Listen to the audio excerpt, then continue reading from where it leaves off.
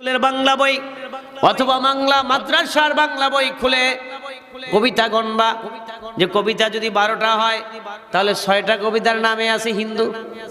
বললাম শিক্ষিত পারছেন আছেন না, কিন্তু তাদের সংখ্যা হলো মাত্র ধরে নেন 7%। 7%-এর যদি অর্ধেকের বেশি হয় তাদের শিক্ষাদের কবিতামালা, আর মুসলমান 93% হওয়া সত্ত্বেও 6 জন পাওয়া যায় না, শতকরা 60 অর্ধেক 50% পর্যন্ত পাওয়া যায় না। এগুলো কিন্তু শুভ লক্ষণ নয়, বরং এগুলো হলো মুশরিকদের বড় চক্রান্ত।